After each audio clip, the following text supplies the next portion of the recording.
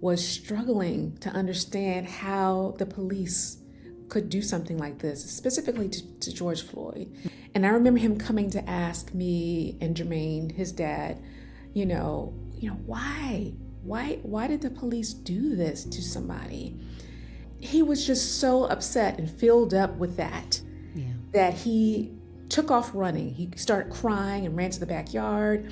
He just couldn't come to grips with his 7-year-old self. My son, Kingston, who was 7 at the time, who was the catalyst, who helped me understand that this is a need, and therefore Black Forward was born. Welcome to F5 Collective Presents Women in Business. We have a wonderful episode today with Erica Keith. Erica is a creative strategist, an art director, and artist. And I had the wonderful joy of working with Erica at Hallmark. And she's also CEO and founder of Black Forward, which we will discuss. It's an incredible website and brand that I'm really looking forward to us digging into a little bit. But Erica's joining us from Pennsylvania.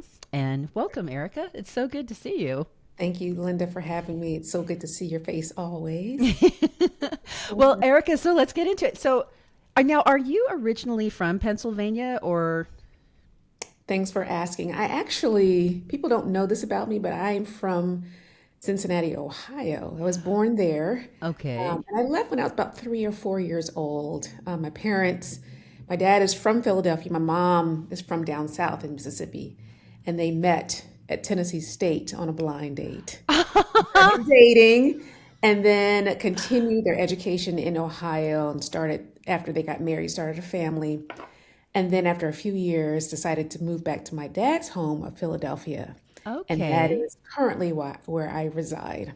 Okay. All right. Nice. So now, why don't you, I think you're such an amazing artist and an incredible art director. When did you discover this, like the power of art? When does it just spark you? I got to do some art. Well, when I was a child, it was very quiet. Actually, my mom tells me that, okay, first of all, there are 6 of us. There's 6 girls. My parents had 6 girls. Oh my goodness. And I am one of 6. But when it was just 3 of us, my mom tells me that people would think that there were only 2 because I was extremely quiet. And I believe that it was because I was just taking it all in. Mm-hmm. I loved beauty, everything around me. I would be very observant. And during my elementary years, I remember enjoying the Jet and Ebony Magazines. I would cut them up and I would paste them in my sketchbook, and I would try to draw what I saw. Wow. And I was always captured about Black, beautiful women and their haircuts, their style and fashion. And I remember, during the 80s, Salt and Pepper and Queen Latifah had these asymmetric haircuts. And I remember trying to draw those and had filled up sketchbooks of different stacks and layered haircuts and things of that nature. And I remember just enjoying it. I had a sketchbook everywhere. Wow. And that was my joy. I didn't do a whole lot of talking, but I would definitely be sketching somewhere. And that's kind of where it all started. Oh my gosh. Now so you then took that and went to Temple University, right? It's funny that you say that. After high school, I didn't know what I wanted to do. I knew that I loved art, but my high school was more of an academic and a music school. I enjoy music and I enjoy singing. Some people may not know that. So I traveled all over in a choir, traveled internationally. But when I graduated, I didn't have a portfolio. And I remember applying to Temple University, Tyler School of Art, taking what I did have, like my sketchbooks and things that I did, taking it to the admissions person who was very kind. She was very kind to me. She said, I see potential in you, but this portfolio is lacking. Mm-hmm. She said, so I would suggest, this is just my suggestion. She said, I would suggest that you go to community college. They have a great art program go ahead and get your degree there and then come back to us. Show us your portfolio because we know it's going to be amazing. And I did that very thing. Wow. I applied to Community College of Philadelphia, one of the best experiences I've ever had. And I took some drawing, I took some ceramics classes, and then I took graphic design and I fell in love with it. Like I fell in love with it, being able to, take concepts and words and art and pull it all together Hmm. into one layout, being able to communicate those ideas. I never knew that it existed. And then Wow. when I took those classes, I literally said, this is what I want to do with my life. And so after a couple of years, I got my degree and I took my portfolio back to Tyler School of Art, Temple University. The same administration lady, her name was Carmelita. She saw my portfolio. She's like, you're in. You're in. Oh, whoa. So Whoa. that is how I started my career as a graphic designer at Tyler School of Art. Wow. So, it's we'll get to, your role as an educator as well, but how wonderful for her to have seen you take her suggestion and take it to the next level and then come back and really fulfill that. That must be incredibly fulfilling. My son is an art teacher, and that part of that is watching the growth of his students, and for her to be able to see you do. Oh, wow, Yeah, Erica, that's awesome. Now then, from there, did you go directly from the Tyler School to Hallmark, or was there, I how did that come did. about? I did. Every year Hallmark would come recruit at Tyler Mm-hmm. School of Art, and I didn't know that. But in my senior year, I remember, hearing a buzz about them coming, and we should have our portfolios, and we did just that. It was maybe 50 of us students in the room. We had our portfolios out, and I remember two people coming to look at them and being one of three people that they asked to come to Kansas City to Wow. interview. They said, I think you have something that Hallmark can really, benefit from. We think you can grow together, and we want you to come out to Kansas City. And I'm like, I have never been. I have never been. I mean, it's crazy because I was born in the Midwest in Hmm. Ohio, but I left when I was 3, so I don't remember anything about it. So I remember just thinking that Kansas City was going to be nothing but tumbleweeds and flatland. But when I got there, I was pleasantly surprised. It's a Yeah. beautiful city. And I interviewed maybe with 8 individuals. Was exhausted after that, but I remember being hired and like immediately like, oh my gosh, I am moving halfway across the country to Kansas City. And that was in 2002. So I moved, graduated in May of '02, and then moved in July, actually July. So a couple months later, I moved in to Kansas City Oh and my gosh. started my career. Wow. Yeah. Okay. So this is funny. When I went, and you're right, you go through all these interviews, and by the end of the day, you're like, oh my God, I'm so exhausted. And I Yeah. remember because I was from LA, I went to the different interviews, and each time each person said to me, just so you know, I just want to remind you, you'd be living in Kansas City. And I said, I get it. I understand. Each time, finally, I said, I think it was to the fourth person, I said, are you guys okay with living in Kansas City? Because you Right, keep right, reminding me. They said, no, it's just you're coming from the coast. I said, don't worry right. about it. I'm good. But it was so Yes, I funny to knew me. that That's too. Like, so this is the place where you would live, right? they were very sensitive, which I thought was so sweet. And I was just like, Yeah. okay. Now, you did some wonderful work at Hallmark. Is there anything that, you've done there, any corporate project that you are really, really proud of that you can look back and say, that Yeah. really stood out to me? I started there as a designer, designing greeting cards and, surrounded by many brilliant creative people in the lettering department, Mm. editorial, illustration. And I felt like it was like a graduated college. Like I felt Hmm. like we were all still there learning together and sharing together. But one of the things that stands out to me is when I was a designer, I got to collaborate and work with the Dr. Maya Angelou. And, we had a couple of card collections with her where we would take her amazing, brilliant words. And we would pair that with beautiful art. And just the pairing of that, I remember being excited, being on the phone, video conferencing, and her even coming to Kansas City to sit down with us to talk through what she wanted, how she wanted these cards to come to life. And at the moment, I was like, wow, that was really special. But now when I look back, I'm like, that was amazing, Yeah. to Yeah. sit at her feet, to Yeah. collaborate with her. I just, something I would never in my life forget. Yeah. That's And then wonderful. also being from Philadelphia, I got to, as an art director at Hallmark, be able to collaborate with Jill Scott, AKA Jilly from Philly. Whoa. That was such an honor. We did a card collection, the Jill Scott collection. And I, was able to sit down with her, talk to her one-on-one, be able to share that Philly connection. There was a few inside jokes that only she and I knew. And it was something that I thoroughly enjoyed. We got to talk through paper textures, designs and embellishments and treatments to the greeting cards, that it was just such a collaborative time for us. And I think I learned so much about what it takes to work with someone who is a true artist Yeah. in themselves. And I will never forget that. That was fun, and the cards ended up being very beautiful.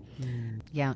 Yeah. Well, I think that's something that people don't seem to understand. And I can't speak obviously for every social expression company, but I know that for us at Hallmark, that whole experience was really digging into the emotion and how art and editorial come together in a way, and really that it was an incredible experience to be able to have this work come to life in really in-depth ways. I mean, the time and effort that you put into one line with the image, right? That's right.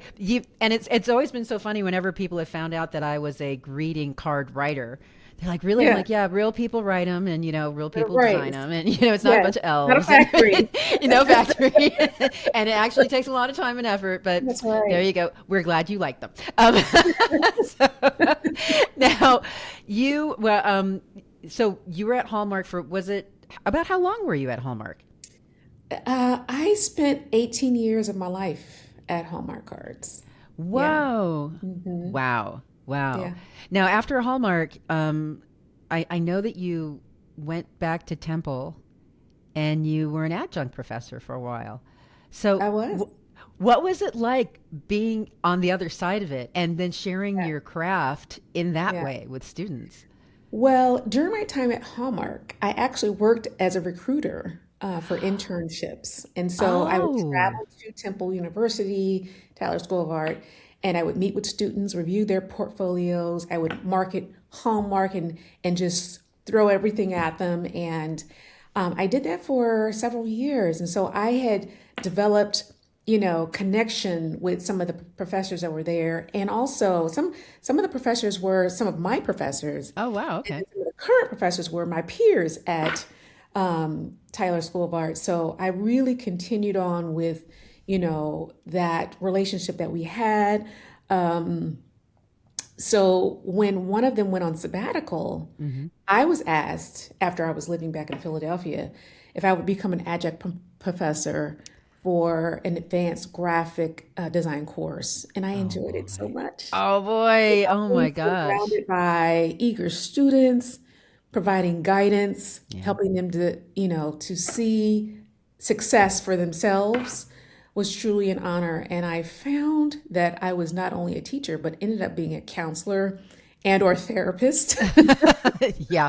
Dealing with so many things. I was like, wow, it was like a full-time job that I enjoyed it. And that, understanding that I was, playing a significant role in their lives. And I truly was able to understand how significant it is to be a teacher and to be able to impact people at that point in their lives, being able to help them set themselves on the right path, was I felt like it was an honor for me. Wow.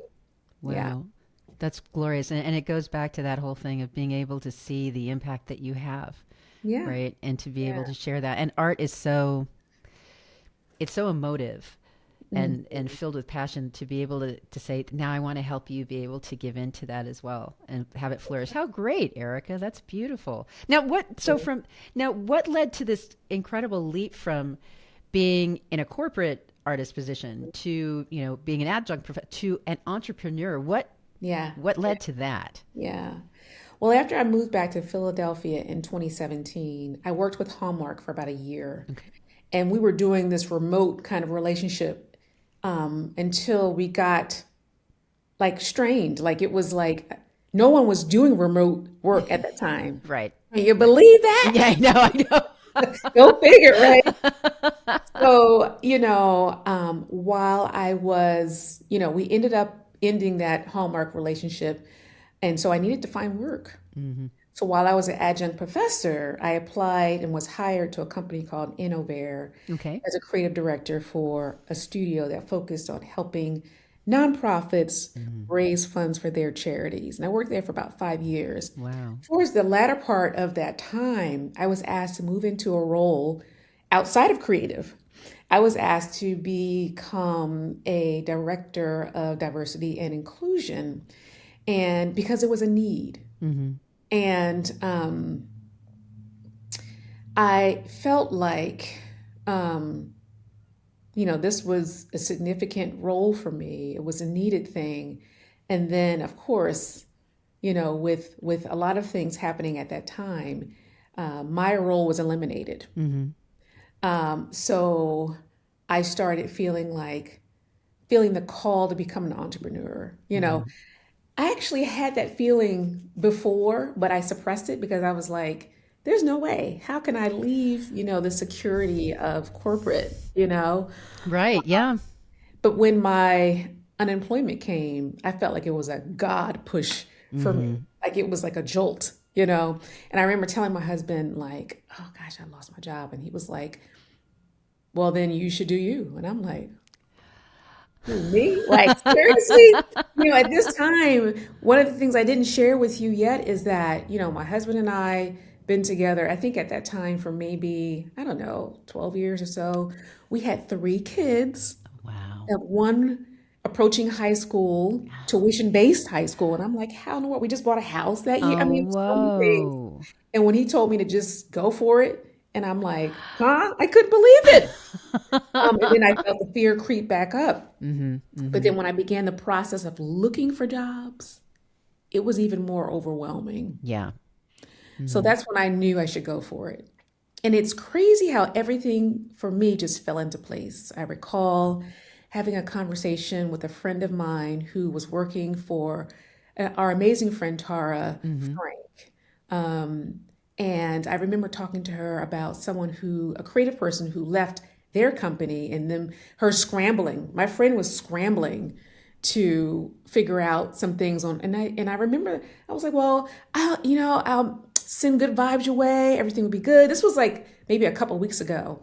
And then that conversation start playing back in my mind. I'm like, they need a creative person. Well, okay, let me give her a call. And I'm like, do you think Tara needs help? She said, well, call her. And so I immediately called Tara and I sent her an email and she was like, call me right now. And I was like, okay. So we called and she was like, listen, this must be a divine moment because I am in need of help. Wow. She was like, yes. When can you start?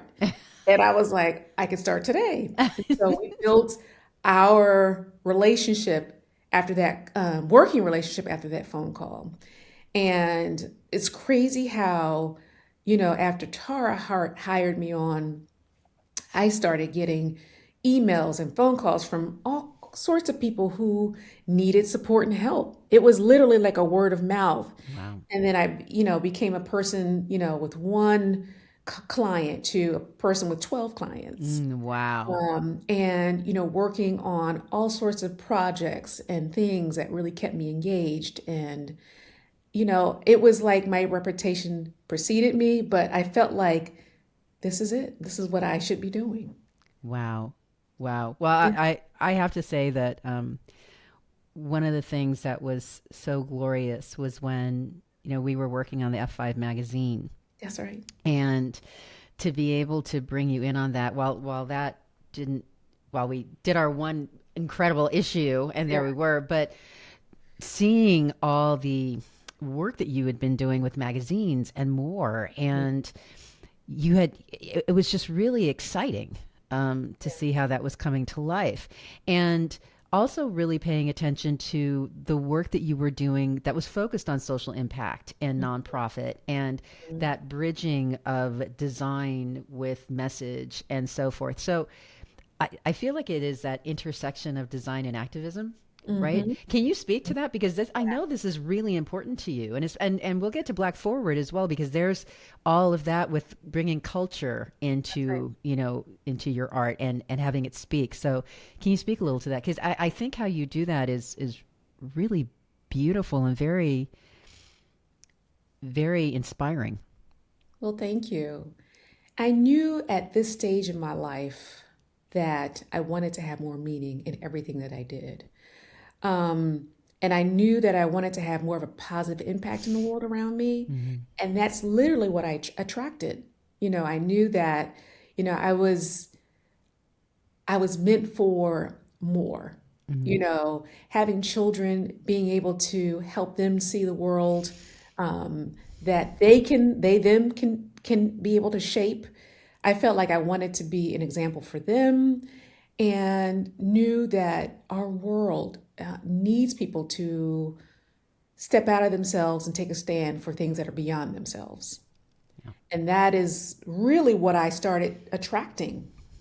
I started, people started seeing some of the work that I was doing, and hey, can you do this for me? I have this campaign coming up, or I want to be able to promote my business in this way to be a positive impact in my community. What do you see? How do you see that coming to life? And I was able to provide my thoughts and ideas, and it really blossomed into me just doing the kind of work, waking up every day, feeling good about what I'm doing, Mm-hmm. and so that's really what ended up happening.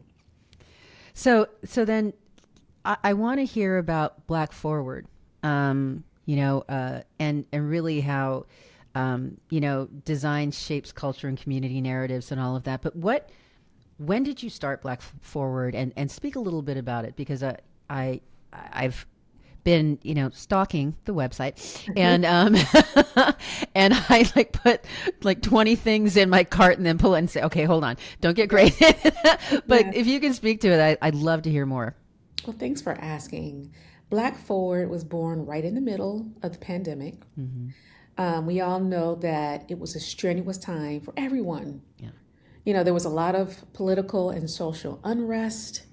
Floyd, Arbery, and Breonna Mm-hmm. Taylor, who was actually killed today, Oh March man. 13th, 7 years ago. Can't believe 7 years I know, ago. 7. And Yeah. my son Kingston, who was 7 at the time, was struggling to understand how the police could do something like this, specifically to George Floyd. Mm-hmm.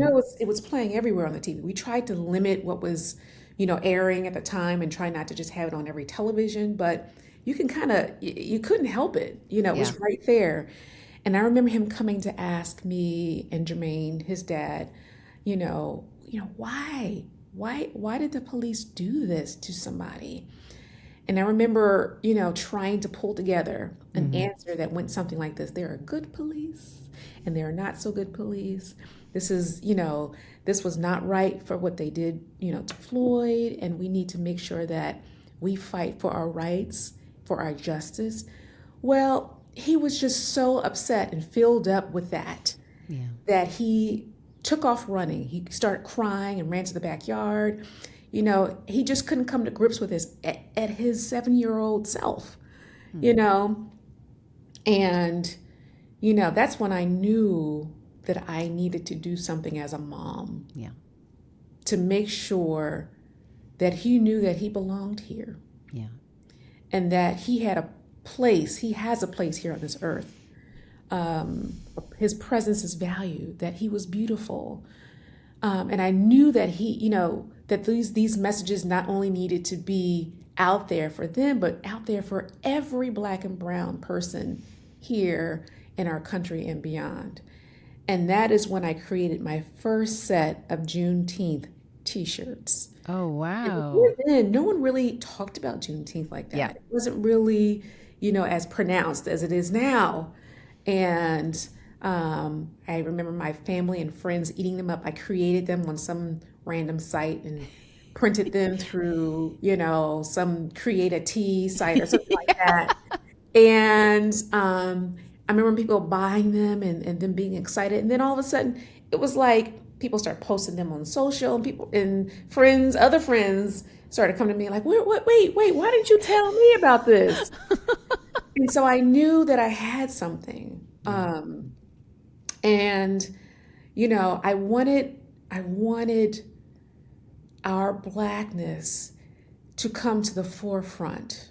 I wanted its presence to take stake, not necessarily as an afterthought, but as something intentionally brought to the front and center. And that's where the name Black Forward came from. I established a website, started working with vendors, and started a collection online. And so it was Kingston, my son Kingston, who was 7 at the time, who was the catalyst, who helped me understand that this is a need, and therefore Black Forward was born. Yeah. Yeah. And you have our children, don't they? To just wake us up. Absolutely. Oh my gosh. Yeah, that's so true. Oh my gosh. You have, it's a group of Black artists, right? You have several Black artists that contribute, or? I do. It's primarily me, but I have reached out to, and I just love my community of people. Hallmark was such a great place to start my career that, I still have many relationships, including yourself and others who I can lean on for support and help. I've worked with many writers and some artists to help me bring concepts to life. And while Black Forward is still my solopreneurship, I have consulted with many of them, and it's a joy to be able to connect with. Everybody is so willing to give what they can for this cause, and that's another reason why I know that this is truly something special. Yeah. That has lasted for a little more than 5 years. Wow. It started in September of 2020, and it is still going strong. It is not what I do primarily, and I'll talk a little bit about that, but it's still something that I want to continue to build upon, because it really does have an important and impactful and positive message to the Black and brown community, being able to, wear proudly, positive messages on your chest, whether it's on a t-shirt or a hoodie or on a journal that you can, write on throughout the year for you to become the person that you want to be in your life and those who are around you. So those are all very intentional products that I sell on my site. Yeah. Yeah. And well, it's cultural storytelling, right? That's right. And so I'd love you to expand upon the value of that cultural storytelling a little bit, because it's an incredible, it's vast. It's not, it's kind of like how I view when we break bread together, right? I'm going to share with you my cultural dishes. Why don't you share a little bit of your cultural dishes, and we can get to know each other through our tastes and those stories that come through. So with art, what have you discovered with all of that? Because I know that you've really dug into this and really looked into it because you live it. That's right. I live it every day, Yeah. and I know that, while there are those who are out there in power and in elevated positions trying to minimize or erase the impact that Black people had and continue to have in our community, I want to make sure that we lift that up, that we hold it up strongly, because knowing our history, knowing our past it helps us to have a stronger future. Mm-hmm. A lot of what I do is because of, looking in my children's eyes, looking at them as individuals, knowing that they are going to be the ones to impact the next generation. Mm-hmm. It's important to preserve the goodness and even the unfortunateness, unfortunate nature of how we came to this country. Yeah. But the underlining story, underlining theme, underlining idea throughout all of it, the thread is that we have been resilient through it all. And understanding that will feed what we do and how we impact the future. So I want to preserve all of that. Yeah. Some of the products that I have quotes from Dr. King. Mm-hmm. I have a shirt, a Harriet Tubman shirt, that people love to see, that a lot of what they do, what they stood for is still relevant Yeah. today. Yeah. And even more so. And so I feel like, it's something about, I had a pop-up shop this past summer I typically sell all of my products online Mm-hmm. through print on demand. So I don't keep any inventory in the house. But I felt like I needed to do something a little bit more impactful in the community. Mm. And so I did a residency for 1 month where you inhabit a space that will allow you to see whether this could be a viable solution Mm-hmm. for you. And set right in the city of Philadelphia, about 5 minutes from where I live, on a historic street in Philadelphia, Germantown Avenue. Mm-hmm. And I was able to connect with the community in a powerful way, Mm. selling my products, meeting people, talking to them about what it is that I do, having people share how important it is to continue along this line and making sure that we have products that inspire our young people. So I had shirts and things for adults and kids and babies. Mm-hmm. And it was so powerful. And I, Yeah. I remember some people being so excited about it that it ended up being on the Fox Philadelphia News morning show. Yeah. And by the time that show ended, I had a line of people outside. I was trying to rush back to the shop. There was a line of people waiting for me to get some products because they had just seen it Wow. on the news. And it speaks to the need, that we are important, for people to understand that we are still very important in our current society, and that we need to make sure, I keep saying over and over again, that we preserve what it is that we have. Yeah. And I felt like that shop was a light in that part of the community, and people keep saying, when are you doing it again? I was going to ask. Yes, so I'm trying to figure out how to make sure that it's feasible for me to start on this path again, having it to be something that lasts a little longer, more sustainable. So more to come on that. Oh, wow. But that was something that I had learned a lot from, and I built some relationships with some individuals who in the community, some other businesses, and hopefully we'll see something in the near future coming from Black Forward. Okay. Okay. I like that. I like that. Yeah, it's a really, I mean, these are beautiful pieces, and they are powerful. And I just love the collection that you have. It's just great. I'm excited because it's so funny when we put these together. pretty much everybody that we have coming on the show, they have some sort of something that I can at least get to have here. So That's right. I'm going to pick up a couple of things from Black Forward so I can put them on set, and then Oh, we'll yeah. have them here, and then also so I can use them. 'Cause, the tote bags are calling my name, honey. They definitely are calling my name. They are.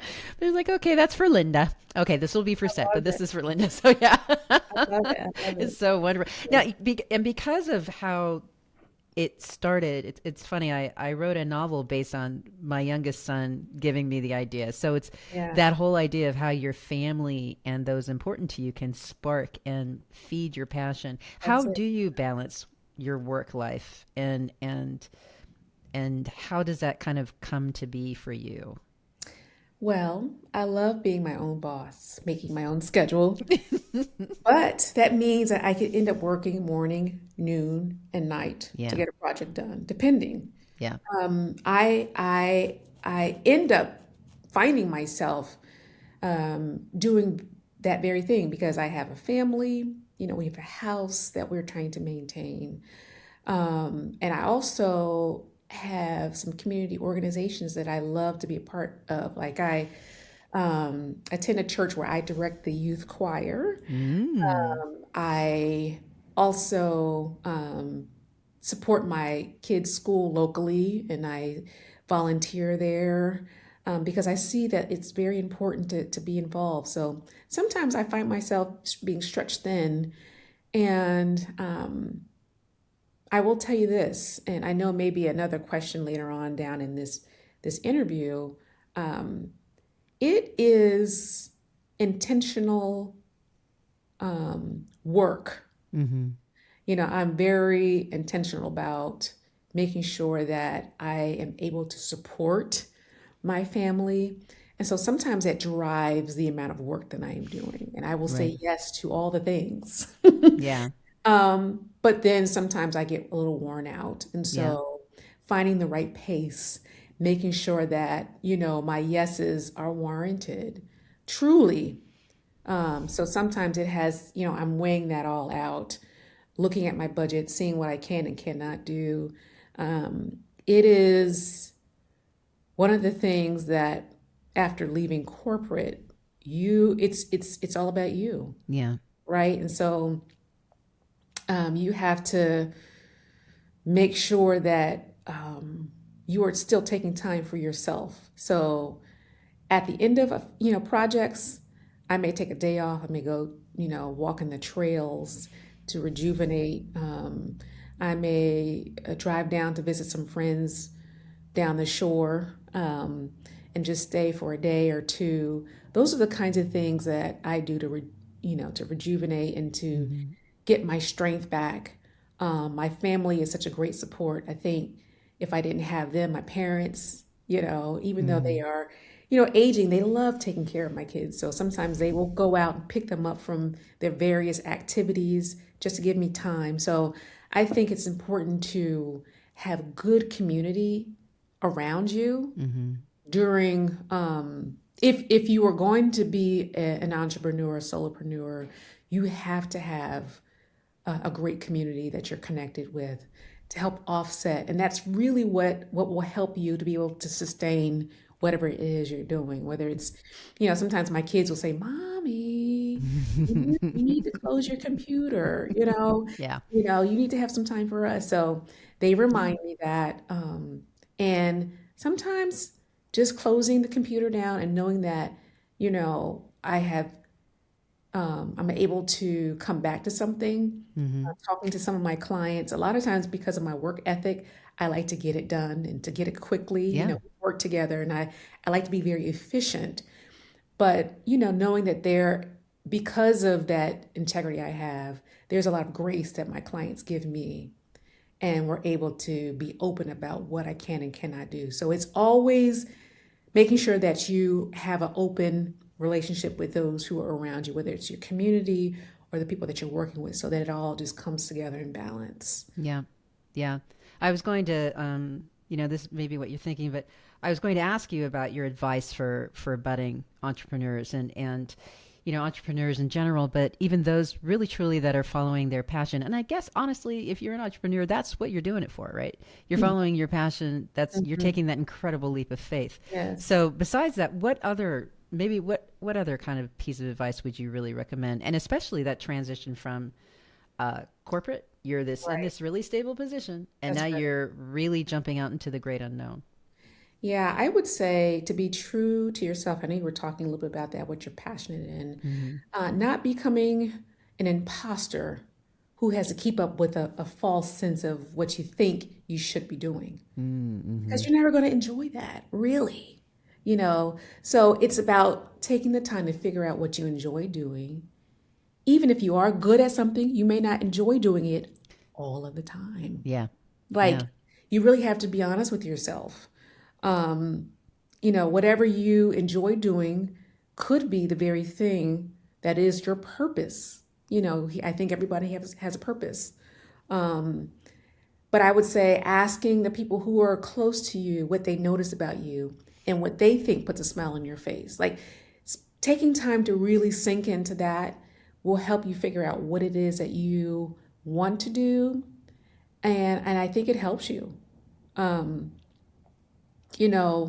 I think just being honest is critical. I remember hearing people say, "You're going to be a starving artist," like, well, why would you want to do that? When I was in my early years, when I was in school for art and design, but I remember saying to myself, it's funny because I really didn't think beyond that. I remember, hearing that you should consider going into the medical field because you'll be able to support yourself and this and that. And I was saying to myself, but I don't want to do that. And I love that my parents always encouraged me to be true to myself. And I think that is where the sweet sauce lies, is understanding what it is that you love to do, and then you'll enjoy your work. Yeah. What I love also is, you speak so frequently of the value of community. That's right. And,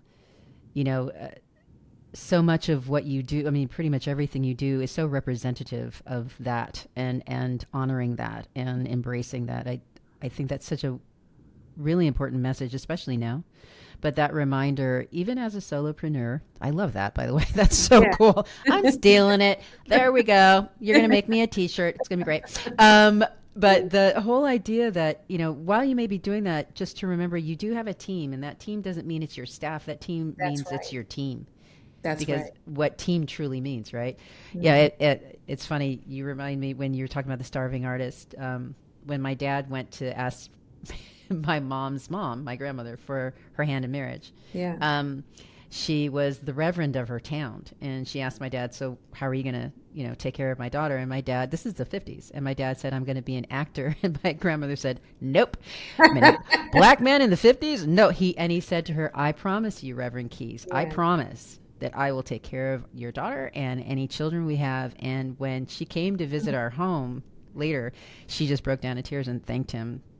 He fulfilled it in a way that, but it's because he believed and he had a good, he pushed and he did. And so, the value of that, right? Your community, your belief in yourself. I love it. Now, what is next for Erica Keith? What do you ask? I feel like right now I need to do a 5 to 10 year plan and really spend a good amount of time on it. I need to pause, which I don't do often, and really craft a sustainable plan for my business. I feel like I am a little caught right now between working for clients, having the client-based work, and then really working on Black Forward and making that brand, like expanding it. Right now, I spend maybe 10 to 15% of my time on Black Forward. And the majority of my time is working with clients. Right. Which I love. I love doing, but I feel like there's some tension between the two. So now I need to figure out where I am going to expand, where I may be pulling back from. So do I want to lean into Black Forward? If I do, I think that's what it will take for it to grow and to become something greater. Yeah. But I also know that that will take money away from my pockets right now, Mm-hmm. because my bread and butter really is, my support really does come from the client work that I have. But, just trying to figure that out. And I think the 5 to 10 year plan will really help to tease out everything that I need to know and really spend a good amount of time, just sitting in that, Yeah. asking other people, for their support. It's always good to have, some mentors and people who really, you value their opinions and their thoughts, for them to share, their advice and their knowledge and wisdom. And so I will take that to those who I feel like can have an impression on my business. So that's what's next for me. Great. Yeah. Yeah. It is interesting, isn't it, that you take that leap of faith and you get there and then you start to look at, okay, now how do I continue to grow that? That's right. Right. Yep. It isn't just this is a marathon. It's not a sprint, That's so so true. yeah. Yeah. Yeah. And so really Yeah. understanding that, I love that. Are there any last thoughts you would like to share before we jump into the rapid five? Rapid five. I think I shared so much about it. And I'll just circle back around to, just being true to who you are and Yeah. not letting people project their ideas or thoughts on you beyond what you currently feel to be true about yourself. Yeah. So really knowing who you are and spending some good amount of time figuring that out for yourself. So that's what I would say. Excellent. Thank you so much. Okay, so we're going to ask you some questions. We'll get to the BizFit minute in a second, but I'm going to ask you some rapid fives. What did you want to be when you grew up? An architect. Really? I did. I did. So along with, drawing pictures of women, I would draw buildings. Like Frank Lloyd Wright was Oh somebody my I just gosh. adored. And so you would see me with rulers and protractors and things like that, coming up with external designs. But after taking a few math classes, I was like, not. That's so funny. Math is one of those things, isn't One of those things. it? One of those things. I love it. Okay, what always makes you smile? Okay. Hearing babies laugh. Isn't that something? Oh Mhm. man. Something about that it just makes me smile. Yeah. Like no matter what kind of day I'm having, I'm like, that's just feels good right here, you Yeah. know? Yeah. I got to be with you on that. That's a definite. And then you giggle along with it. You can't help Right. it, right? Oh Yeah. my gosh. Okay. What do you know now as an adult that you wish you knew as a kid? Not to take life too seriously. Like I remember just mulling over things that I look back on now. I'm like, why did I spend so much time thinking about that guy who treated me bad and that I wanted in my life and da da da da, or whatever it is. I Yeah. remember it feeling like it was just everything. But if I can step away from my current situation, what I try to do on a day-to-day basis and like step back and look at the situation for what it is from all angles, you really may not be as stressed out or as so frustrated. And I think I take that with me all the time. It's like Yeah. now life is important. It can be Mm. serious, but you can like not take it as serious and it still be okay. Yeah. Yeah. Yeah. I like that. That's a good one. Okay. What is your guilty pleasure? Chocolate. Ah. I am a connoisseur of dark chocolate, and I love it. Something about the smooth silkiness, the hmm melting on your tongue. hmm Every so often I'll indulge. I can't do it all. I don't keep it around the house because I will go crazy.